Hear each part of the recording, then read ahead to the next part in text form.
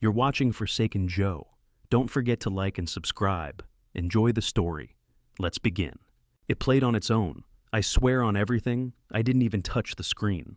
I was wiping chicken grease off my fingers with a napkin when it started. 34 seconds long. Her voice. My wife. But not the voice I knew. Not the one that sings along badly to Taylor Swift or laughs snorts at animal memes. Number? This one whispered.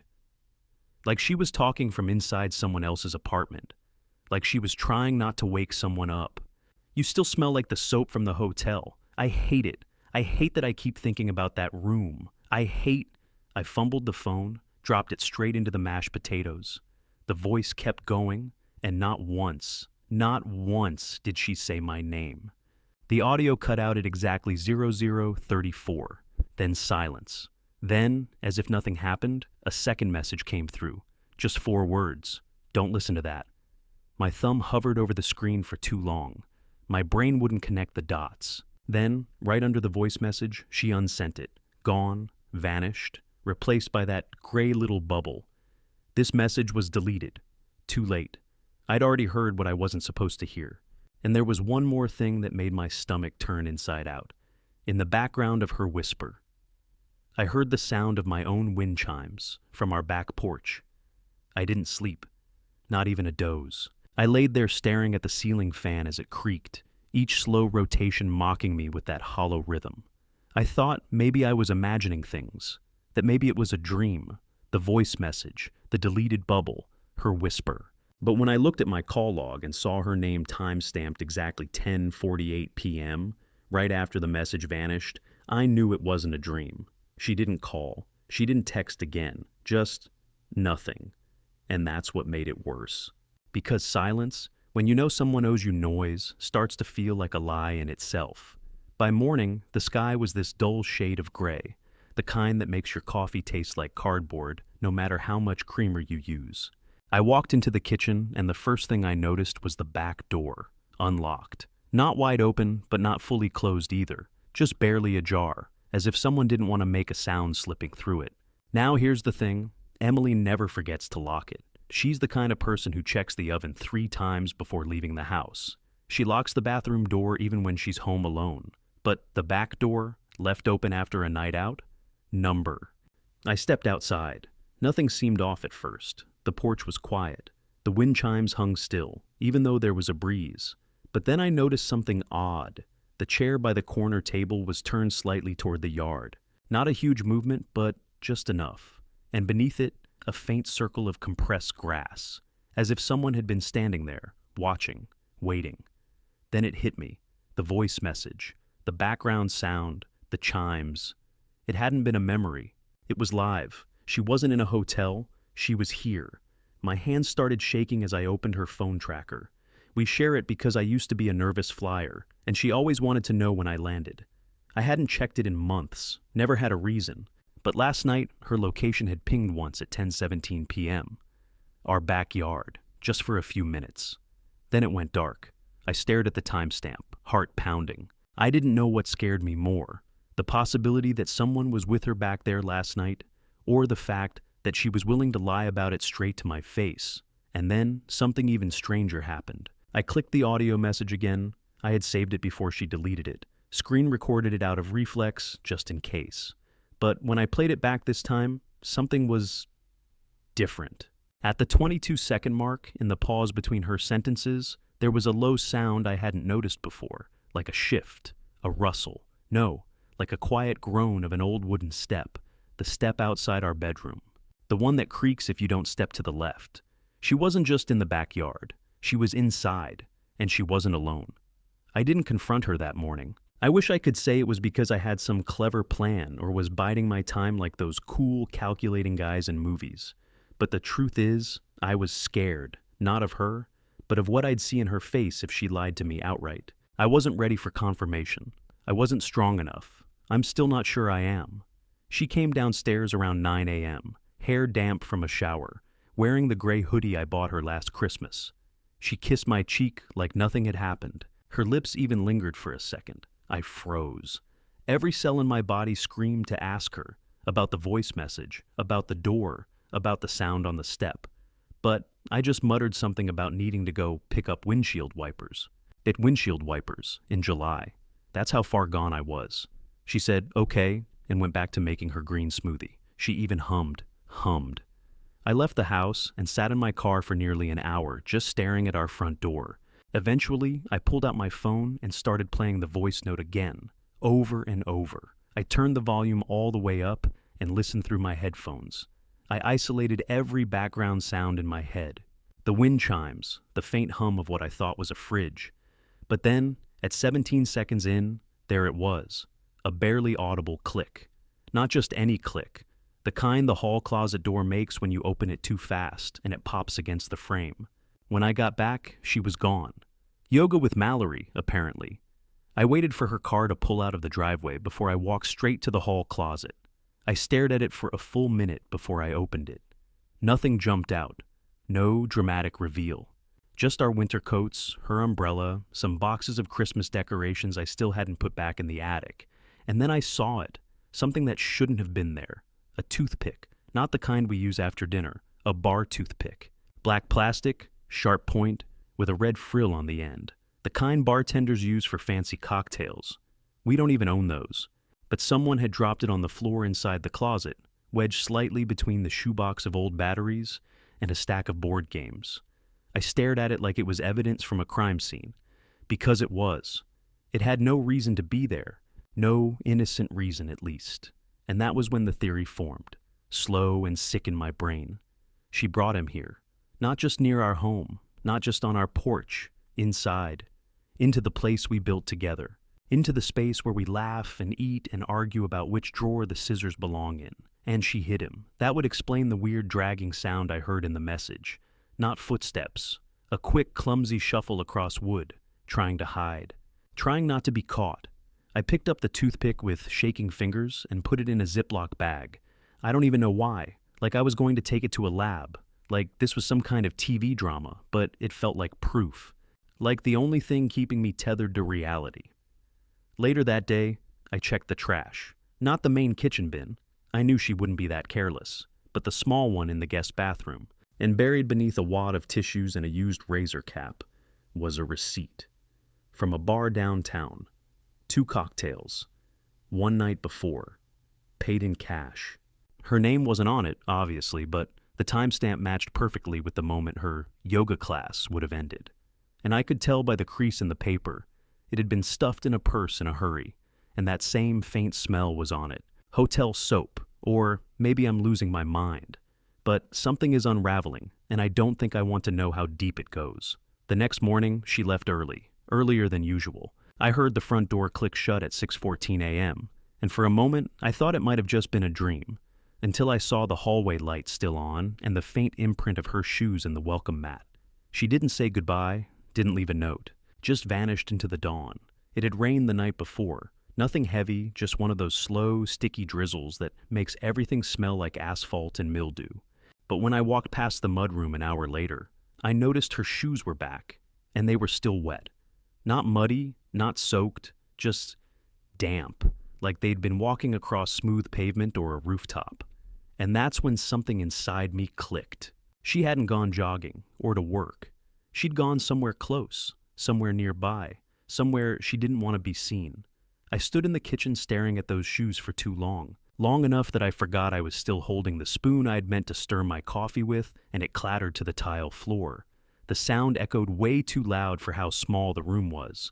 I flinched like I'd been caught doing something wrong. It was starting to get to me. The creeping dread, the tiny inconsistencies, the cold, rehearsed smile she wore lately that didn't quite reach her eyes. I knew I was falling apart, but I couldn't stop. I was too deep in it. Like my brain had latched onto this mystery and wouldn't let go until it chewed through every last nerve I had. So I did the thing I swore I'd never do. I followed her, not in a dramatic trench coat and sunglasses way. I waited until the next morning. She left again. No kiss, no note, just the same quiet door click at 6:12 this time. I gave her a full 5 minutes before I slipped on my hoodie, grabbed my keys, and pulled out of the driveway without turning on my headlights. I tailed her 2 blocks behind, keeping my distance. She took a route I didn't expect. Not toward the gym, not toward work, not toward Mallory's condo. She turned left on Grant, then right onto this side street I didn't even know how to name. I almost lost her when a garbage truck blocked me, but I caught up just in time to see her pull into an old brick apartment building tucked behind an abandoned bookstore. It wasn't a nice place. The parking lot was cracked, weeds curling through the concrete like veins. No cameras, no lights. Just this dead energy, like the kind of place people disappear into and don't come out of the same. She parked. She didn't get out of the car right away. Just sat there for a moment, like she was working up the nerve to go inside. Then she reached over to the passenger seat and grabbed something. I couldn't tell what. Her purse? A bag? Whatever it was, she clutched it tight against her chest before stepping out and walking into the building through the side entrance. I waited. 20 minutes. 30. At 45, I started shaking. And that's when something moved in my rearview mirror. At first I thought it was a bird, some blur across the back window. But when I looked closer, I saw a man, early 40s maybe, wearing a brown hoodie, standing across the street, not moving. Not walking, just watching. But not at the building. At me. I didn't know what to do. My heart was in my throat, and my hand hovered over the ignition. I didn't want to draw attention. I looked down for just a second. I swear it was just a second. And when I looked back, he was gone. Not walked away, not turned around. Gone, like he'd never been there. I waited 5 more minutes. My brain was spinning now, trying to make sense of what the hell I'd just seen. Was he watching her too? Was I not the only one who knew she was lying? I drove home, slowly, trying not to make it obvious. When she returned that afternoon, she acted like nothing had happened, made tea, scrolled Instagram, laughed at a video of a baby goat in pajamas. But I couldn't stop thinking about that man in the hoodie. Because if he was watching her like I was, then maybe this wasn't just betrayal. Maybe it was something worse. I didn't ask her anything when she got home. She smiled a little too wide, talked about traffic as if nothing had happened, then asked me if I could help her carry in groceries. Groceries that weren't in the car. She paused, blinked, and said, "Oh, I must have left them in the trunk." I followed her outside, but her trunk was empty. We both stood there in silence for a second, pretending we weren't both aware of how strange that was. She muttered something about picking them up later and went back inside. I didn't follow her. I stood there longer than I should have, staring at our driveway like I could unsee the cracks starting to spread across everything. My marriage, my trust. The version of reality I used to live in. Every word, every smile, it all felt like it was made of tissue paper, soaked and ripping in my hands. I should have confronted her. Normal people do that, right? They sit their spouse down and say, "Hey, are you cheating on me? Are you bringing some stranger into our house while I sleep 3 rooms away?" But I didn't. I went upstairs, locked the door to my office, and started searching the apartment building instead. It didn't even have a name on Google Maps, just multi-unit residential. No reviews, no photos. I had to dig through local business licenses and zoning permits just to find the listed owner. The company was called Marlar Properties, a shell corporation tied to 3 other businesses. But one name kept coming up in the filings, over and over. Darren Holt. It didn't mean anything to me at first. I thought maybe he was just the landlord or the property manager. But then I remembered something that twisted my stomach in an ugly, crawling way. 2 months ago, I woke up in the middle of the night to the sound of Emily whispering in her sleep. She does that sometimes. Not full sentences, just soft, disconnected words that never make sense. That night, though, she said something clear. Clear enough to make me sit upright in bed like I'd been shot. She said, "No, don't tell Darren." Back then, I thought it was a dream or a work thing. Some marketing guy, a client. I didn't ask. I just rubbed her shoulder and told her it was okay. She rolled over and went quiet. Now, seeing his name over and over, tied to that strange, silent building where she disappears for hours, it didn't feel like nothing anymore. It felt like a thread I wasn't supposed to pull. I kept digging. Most of the public records were scrubbed or outdated. But I found an archived tenant list from 4 years ago. Unit 3B had been rented to Emily F. Whitlow, my wife, before I met her, apparently. She never mentioned living there. In fact, I thought she'd always lived in Midtown with her sister before we moved in together. I even remembered her showing me old photos of that apartment. But there was no Unit 3B in those pictures, which meant either she'd lied about where she used to live, or she'd lived in 2 places at once. Either way, I couldn't stop staring at the name below hers on that list. Darren Holt, Unit 3C, same floor, right next door. That was no coincidence. She knew him, she lived next to him, and judging by the tone of that sleep-whispered plea, "Don't tell Darren," she was still afraid of him. I closed my laptop and just sat there in the dark, the air buzzing with static. My thoughts raced through every conversation we'd had over the past year. Every time she glanced at her phone and smiled like she was reading something private. Every day she came home with that faint soap smell I couldn't place. It all led back to that building, that man, and a name she never meant to say out loud. I couldn't stay in the house. Not that night. Not after seeing his name again and again, staring back at me from dusty records like some curse buried under layers of official indifference. Darren Holt.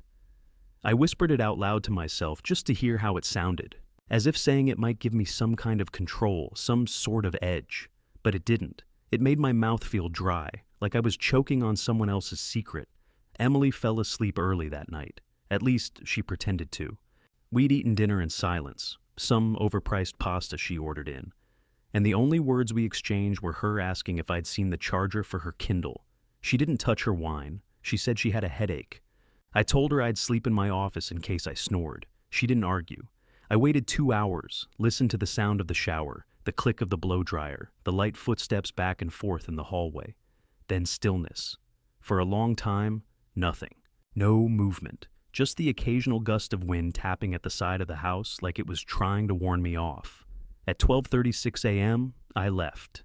I didn't take my car this time. I walked. The streets were empty, the sidewalks damp with that strange, humid midnight slickness that coats everything like sweat. I passed only one person, an old man walking a dog that looked just as tired as I felt. He didn't speak. He just nodded once, like he already knew I wasn't out there for any good reason. The building looked different at night. That lifeless brick cube seemed to sag under the weight of all the things it no longer wanted to hold. I stood across the street for a full 5 minutes, watching the windows. Most of them were dark. A few flickered with the dim bluish glow of a TV left on too long. But on the third floor, second window from the left, I saw it, a light, not bright, not warm, a faint amber glow, the kind you only get from antique lamps or old bulbs. It blinked off, then back on, like someone had just entered the room and wasn't sure if they wanted to stay. I crossed the street. The side entrance wasn't locked. No keypad, no buzzer. Just a rusted metal handle and a door that stuck slightly before giving way with a reluctant groan. Inside, the hallway smelled like dust and copper. There were no cameras, no mailboxes, just a cracked tile floor and peeling paint that used to be beige but now looked like wet plaster. I climbed the stairs slowly, counting each creak and trying to imagine which ones matched the groans I'd heard in that voice message. The ones Emily swore never existed. The third floor hallway was short. 4 doors, 3A, 3C, 3D, and a blank slab where 3B should have been. No number, just a door, different from the others, painted black instead of green, no peephole, no doorbell. Just a keyhole in a small strip of scratched-up metal where a number plate had clearly been pried off. I reached for the doorknob. It turned. I didn't push it open right away. I stood there with my hand resting against it, heart pounding so hard I could hear it in my ears. I wasn't ready. I knew that. Whatever was on the other side of that door wasn't just about infidelity anymore. It wasn't just some guy she used to live next to. This was something she never wanted me to find. I pushed the door open 2 inches. The first thing that hit me was the smell. Stale cologne, burnt matches, something chemical beneath it all. The room inside was almost completely dark, except for a narrow band of light coming from beneath a doorway deeper in. I stepped inside, and the door clicked shut behind me. There was no furniture, no decorations. Just a single wooden chair in the middle of the room, and a stack of blank VHS tapes on the floor next to it. Old, black, dusty. No labels, no cases. Tapes that looked untouched by time, but somehow still wrong. And then I saw something that made my throat close. A picture frame, face down on the floor. Not shattered, not broken, just laid gently as if someone had placed it there on purpose, like a warning or a promise. I picked it up. Inside was a photo of Emily, not recent, maybe 6 or 7 years old. She was standing in front of that exact same black door, smiling, wearing a necklace I'd never seen before. And next to her was a man with his face turned just enough that the shadows obscured everything, except one thing. He was holding her hand, not like a friend, not like a neighbor, like someone who thought she belonged to him. My breath fogged up the glass. I didn't realize how close I was to hyperventilating until I heard the floor creak behind me. I spun around. No one was there, but the door to the back room was now fully open, and inside it, something flickered. A television, static. And in the reflection of that screen, just for a second, I saw a shape, sitting in the second chair, waiting. I didn't remember walking home. I must have passed a dozen intersections, 4 red lights, maybe more. The air was colder than before, and I only noticed when I realized I'd been clenching my fists so tightly that my fingers burned from the sweat. My mind replayed the shape in the screen, the echo of my own breathing, the unbearable silence that followed the flicker of that static light. But even louder in my head was the picture, her smile in front of that door, hand in hand with someone she had erased from every story she ever told me. By the time I reached the front steps of our house, my heart had dulled into this low, pulsing ache. Not panic, not fury, just this hollow, familiar grief. Like I was mourning something that hadn't even finished ending yet. I didn't go in right away. I sat on the front porch for 20 minutes, maybe more, just staring at the reflection of my own shadow in the front window, wondering if I was still who I thought I was before tonight. I wanted to throw the photo frame onto the sidewalk, shatter it, pretend I hadn't seen it, but I didn't. I kept it tucked under my jacket like it might keep me warm. When I finally walked inside, the house felt wrong, not visibly. Nothing was broken or overturned, but there was an order to things that hadn't been there before. The throw blanket folded a little too tightly, the hallway rug slightly rotated, like it had been moved and reset without care. The bathroom door opened wider than she ever left it, and the one that froze me completely, my office. Unlocked, the light on. I'd left it off, I was sure of it. I stepped in slowly, my shoes soundless on the carpet. My desk looked untouched at first, but when I opened the top drawer, the one on the right, I saw it had been rifled through. Not trashed, not obvious, but not mine anymore. The edges of my notes weren't flush. The screen-recorded audio file of her voice message was no longer at the top of my desktop. It had been moved to the trash, not deleted, but close enough. And on my keyboard, as if left deliberately, was one of her earrings. Gold, teardrop-shaped. The kind she wore when she wanted to feel dangerous. She hadn't just gone through my files, she wanted me to know. She wanted me to understand that she knew I knew, and that it didn't matter. I walked backward out of the room, like it might explode behind me. My legs weren't steady anymore. I leaned against the hallway wall and stared at the dark corridor toward our bedroom, where the door was open just enough to show a sliver of empty bed. That's when I noticed something new. The black purse she never took anywhere. The one she swore she donated last spring. It was sitting by the stairs, wide open. Inside was a key ring I'd never seen before. 4 keys, all silver except for one that was painted red at the tip. I picked it up. My hands were shaking so badly I dropped it twice before I managed to shove it into my hoodie pocket. I didn't go upstairs. I didn't want to know if she was in bed, pretending to be asleep, waiting for me to come in and lie next to her like nothing had happened. I didn't want to see her face again until I was sure it was her real face, not the mask she'd been wearing since the day that message played itself. So I went back out into the night, got in the car, drove to a 24-hour diner 2 towns over, where no one knew me, and sat in the parking lot for an hour just breathing through my teeth. When I finally got the nerve to open the photo again, I noticed something I had missed the first time. Behind Emily, behind the man, just out of focus in the hallway wall near that cursed black door, there was a mirror, and in that mirror, another reflection, a third person, someone standing behind the camera, holding it, filming, watching, and smiling. The red-tipped key burned in my pocket the whole night. I didn't sleep. I couldn't. I sat at a rest stop off Route 11 with the windows cracked and the engine off, staring at the moonlight glinting off the keyring in my palm. It was smaller than I remembered, lighter, like something meant for a locker, not a door. But I knew where it went. I waited until dawn. The streets were still wet when I pulled up to the building. I parked 2 blocks away, partly out of habit now, partly because I didn't want to be seen. The air had shifted. It smelled different, cleaner. The usual buzz of the city hadn't quite returned yet. It was that thin slice of morning where the world hasn't fully decided whether to be chaotic or calm. I entered through the same side door. The hallway inside still looked dead, but something felt softer, less haunted. The lights flickered once, but didn't die. The air didn't carry that copper edge. It was as if the building had been holding its breath this whole time and was finally ready to exhale. I climbed the stairs again. No hesitation this time.